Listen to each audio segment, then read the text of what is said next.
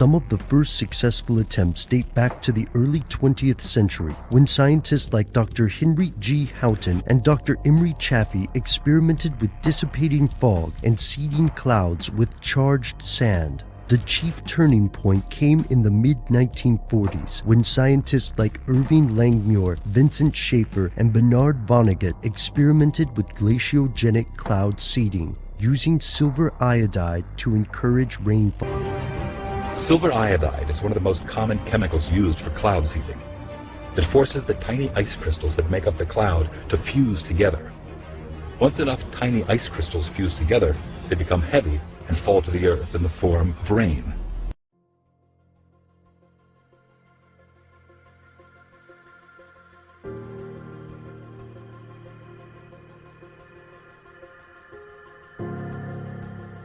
Government officials in Russia have been experimenting with cloud seeding for years as a way to manipulate the weather. For example, the mayor of Moscow says the cleanup of heavy snow is too expensive, so he wants to displace winter snow to the surrounding towns. This summer? This summer. You succeeded in increasing rainfall? The same result that we've seen since it started in 1997. Some clouds respond very well. Some clouds respond only to a limited degree. Maybe one or two instances when clouds didn't respond as we had hoped, probably because we got to them too late. And when you say they responded very well, what does that mean? It means that the storm lived longer and produced more rain over a larger area.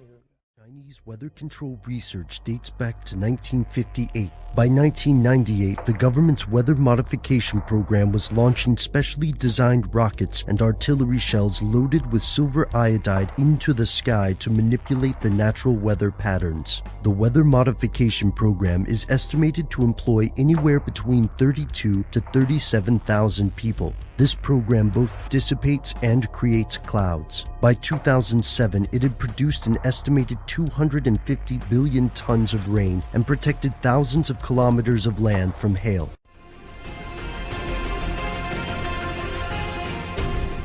Until the latest of our world conflicts, the United States had no armaments but we can no longer risk emergency improvisation of national defense. We have been compelled to create a permanent armaments industry of vast proportions. We recognize the imperative need for this development, yet we must not fail to comprehend its grave implications. Our toil, resources, and livelihood are all involved. So is the very structure of our society. In the councils of government, we must guard against the acquisition of unwarranted influence, whether sought or unsought, by the military-industrial complex. The potential for the disastrous rise of misplaced power exists and will persist.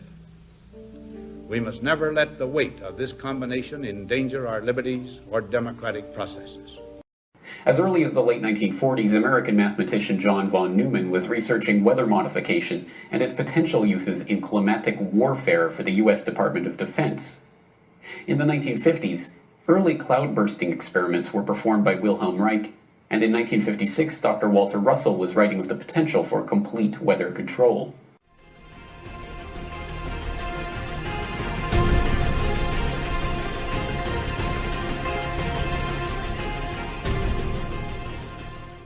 Let's start off with the terminology of what we're going to be talking about. Weather modification. Modification is the action of modifying something. In this case, it would be the weather. Weather weapon. A weapon is a thing designed or used for inflicting bodily harm or physical damage. Figuratively, it's a means of gaining an advantage or defending oneself in a conflict or contest. Weather warfare. Warfare is an engagement in or the activities involved in war or conflict. Weather modification, weather weapons, and weather warfare is nothing new for people who have kept up with history. These things are openly admitted by the powers that be as well as denied at other times.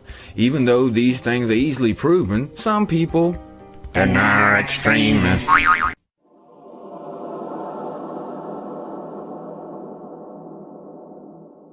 Operation Cumulus was a project of the UK government in the 1950s, which was investigating weather manipulation, and particularly through seed clouding experiments. The project was operational between 1949 and 1952. The military were controlling the weather for several reasons, as detailed in the minutes of the Air Ministry meeting held on the 3rd of November 1953.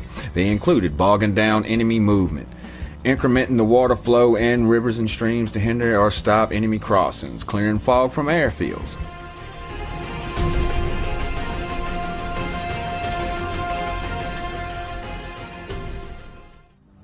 August 15, 1952.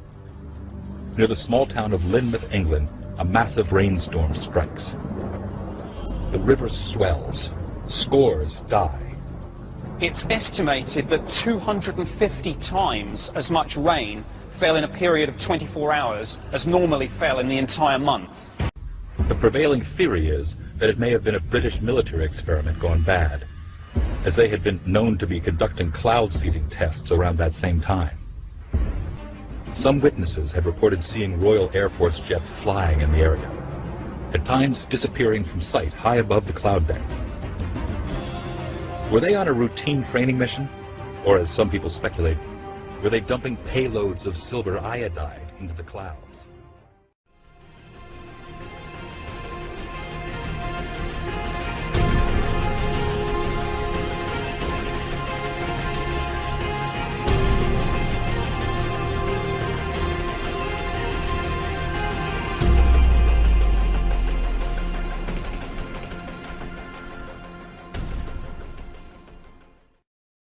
Chiefs of Staff had been wishing for quite some time, in terms of years, that they had some way of slowing the truck down in Vietnam. That led me to advise the Joint Chiefs of Staff that we had a potential weapon system, and so I was asked to start to put together a top secret operation to go to Vietnam to see if we couldn't make it rain more over there as a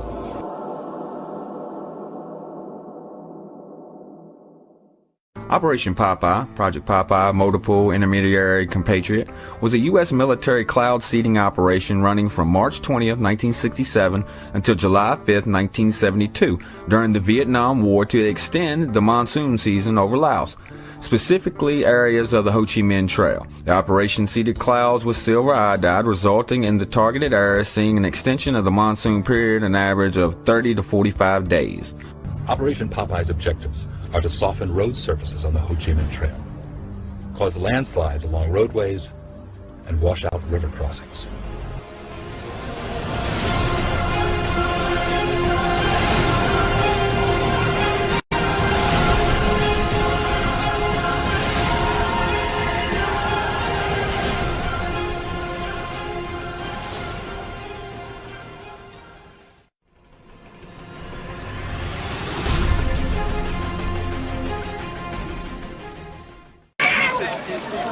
I got something to say. I want to know how come the fascist pigs have been seeding the clouds. Right. Last hour and the airplanes going over twice with all the smoke coming out of them seeding the clouds. And I want to know, why that stuff is going down, man. And why doesn't the media report that stuff to the people, man?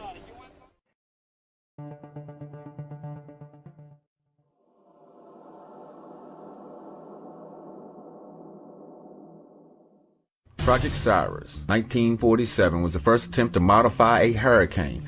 It was a collaboration of the General Electric Corporation, the U.S. Army Signal Corps, the Office of Naval Research, and the U.S. Air Force. An airplane flew along the rain bands of a hurricane and dropped nearly 36 kilograms of crushed dry ice into the clouds. The crew reported pronounced modifications of the cloud deck seeded.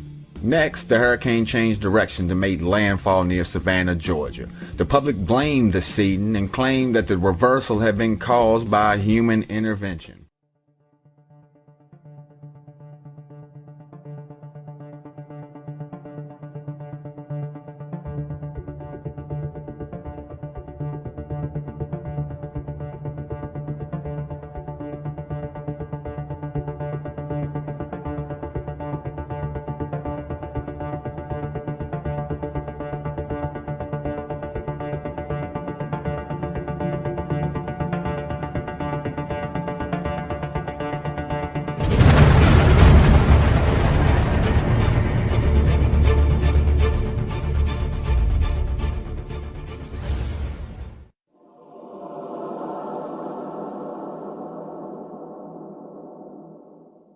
The first seeding experiment since the Cyrus disaster in the U.S. was attempted on September 16, 1961, into Hurricane Esther by the NHRP and the United States Navy aircraft.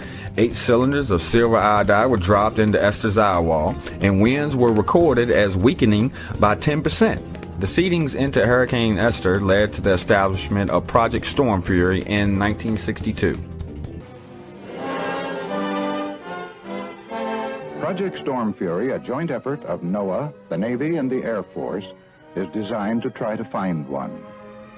Scientists working on the project were convinced that they could reduce hurricane devastation using a process called cloud seeding, by spraying the thunderclouds inside the hurricane with a chemical called silver iodide. The seeding planes fly across the eye and into these clouds, seeding the supercooled water droplets from the belt of maximum winds outwards. The silver iodide acts to transform the supercooled water droplets into ice crystals, upsetting the delicate heat balance of the storm. As the silver iodide turns the supercooled water into ice, the heat released during this process causes the seeded clouds to grow and develop into a new outer eye wall. And the idea was that outer one would contract in and essentially squeeze off or strangulate the inner one. And as it does that, the hurricane weakens.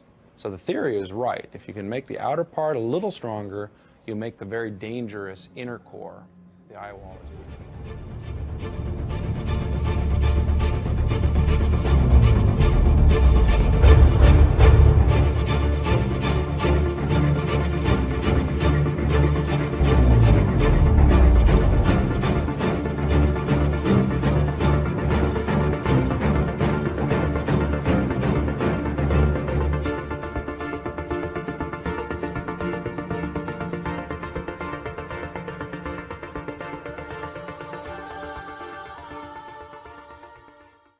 The following is an excerpt from the American Meteorological Society meeting in 2010. The group feels very strongly, and we think we'll demonstrate in this session, is that not only are aerosols a vital component of atmospheric processes, and they play roles in larger scale processes, but they also affect cloud microphysics and dynamics, and that aerosols affect the cloud microphysics and dynamics in a very fundamental way, a very important way. It turns out that some of our modeling results in HAMP are quite surprising in that regard, and that under certain circumstances, carbon black may actually increase hurricane intensity. And I'll let Professor Rosenfeld tell you more about that. So that this idea of looking at small CC and aerosols, we've suspected for years that, that they have an impact on small cloud systems or individual clouds. This is some work that Rosenfeld published just a couple of years ago, and this explains an apparent dichotomy in the role of aerosols. In some cases, there's a chain of events in which aerosols can lead to floods. There are other situations in which they could actually decrease precipitation. So both of these independent results suggested that aerosols could play a very important role in both the weakening of Hurricane Katrina. So both of these independent results suggested that aerosols could play a very important role in both the weakening of Hurricane Katrina. Wait a minute now, what did Golden almost say? Aerosols played a very important role in both weakening and intensifying Hurricane Katrina.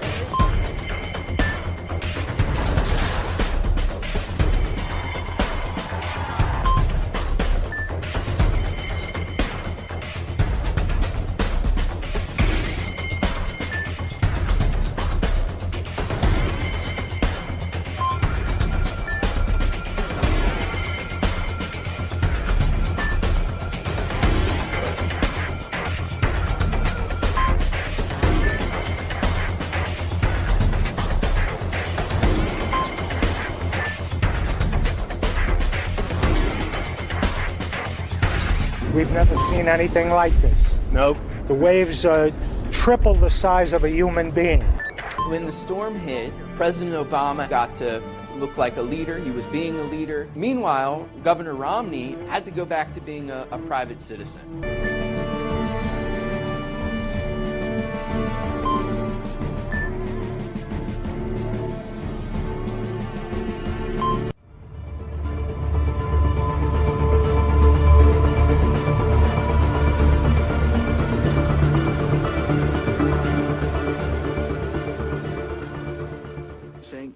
Has created weather tampering techniques so that the, quote, New World Order will be able to starve millions of Americans. Worldwide.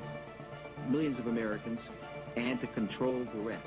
Yes, sir, and that's my belief. As bizarre as that sounds, when if somebody had told me that that equipment even existed 10 years ago, I would have thought they were nuts, sir. And at this point in time, we have all the documents to prove it.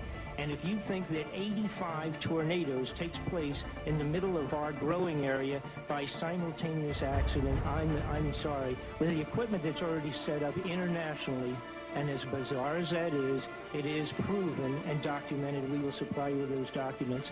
As bizarre as that is, I would say that weather wars, and this is quoting actually Senator Claiborne Pell himself, that they are the greatest weapon ever created in the world, and that's the Senator's own statement. So yes, I do stand on that. Thank you, Mr. Fletcher. Thank you, Mr. Chairman.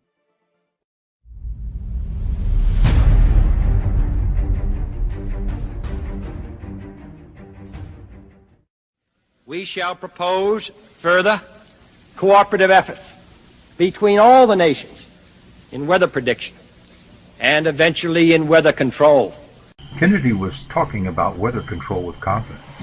In April of the previous year, the Tyros satellite had been launched from Cape Canaveral and equipped with solar power to send back images of cloud formations. The national press announced that Tyros, quote, opens up new vistas for weather forecasting and control, unquote.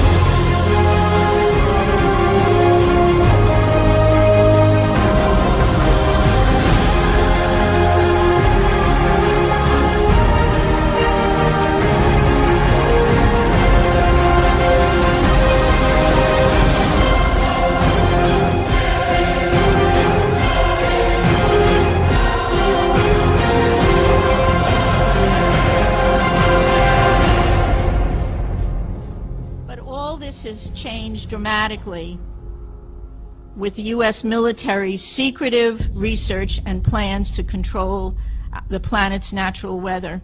This has not been given very much press, and we have to remember that we have a corporate-owned press where 85% of radio, television, and print media is owned by 5 corporations. So they're not going to talk about things that are of really serious consequence, and that's somewhat of the blessing, a mixed blessing of the internet, but there's certainly plenty of information on weather modification. The Air Force is on record as saying, quote, they want to control the weather by 2025, and we are not talking about just seeding the clouds for rain. Weather modification means, quote, any activity performed with the intention of producing artificial changes in the composition, behavior, or dynamics of the atmosphere, unquote.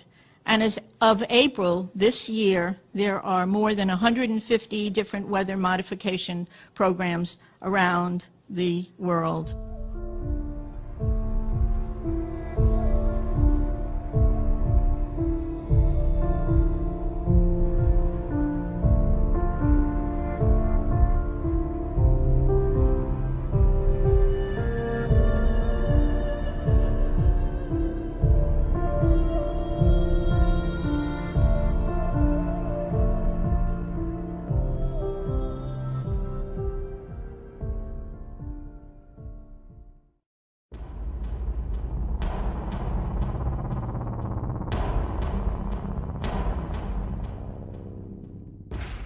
April 28th, 1997. Athens, Georgia. Former U.S. Defense Secretary William Cohen makes a chilling admission. Others are engaging in an eco-type of terrorism whereby they can alter the climate, set off earthquakes, volcanoes remotely through the use of electromagnetic waves.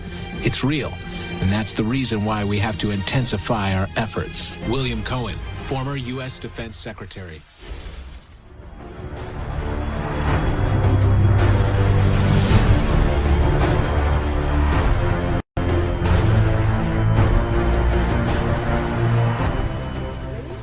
Really? To change the weather? That's right. Well, as Mark Twain once famously said, everyone complains about the weather, but no one ever does anything about it. Well, instead of doing a rain dance, we physicists are firing trillion-watt lasers into the sky to actually precipitate rain clouds and actually bring down lightning bolts. This is potentially a game changer. What is this technology? Essentially, we're drawing oceanic rain systems that exist over the oceans into geographic targets, into our agricultural areas. The technology uses electromagnetics, so we're not interfering with the atmosphere or with the environment. We're not damaging it. We're not using chemicals fired through rockets like other technologies use.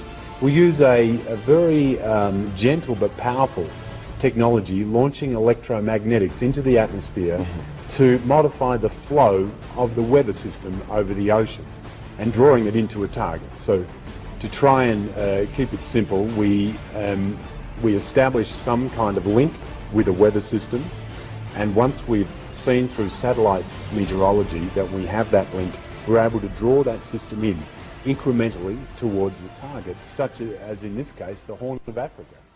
Mahendra,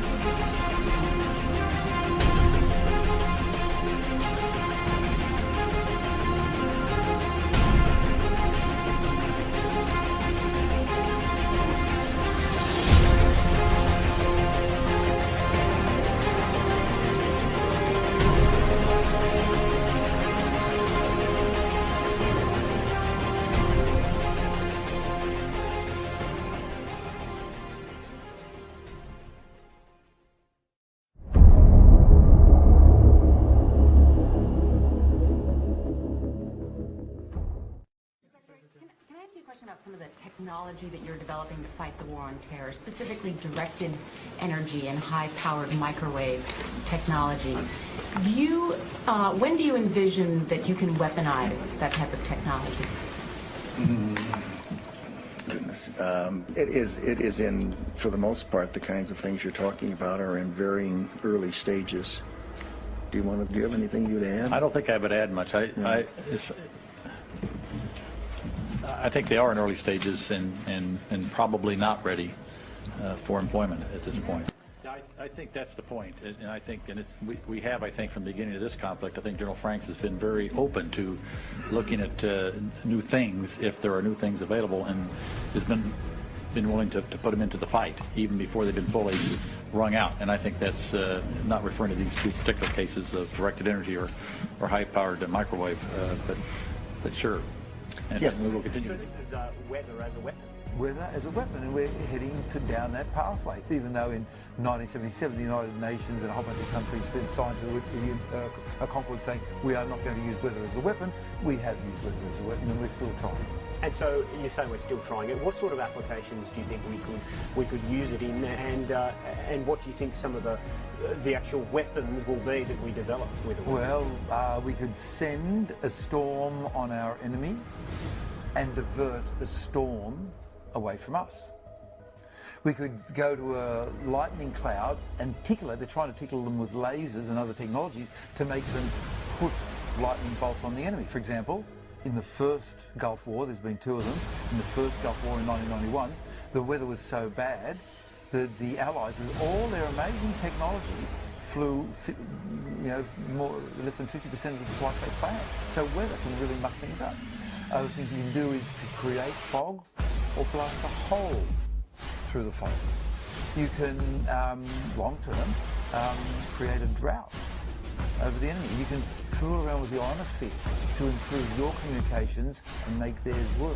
Are we talking about similar sorts of things to cloud seeding, getting up there in the atmosphere and sort of playing havoc with the elements through chemicals, that kind of thing? Chemicals and directed energy, and we use chemicals such as sodium iodide, lead iodide, electricity, laser beams, all sorts of different tricks that we're trying to do.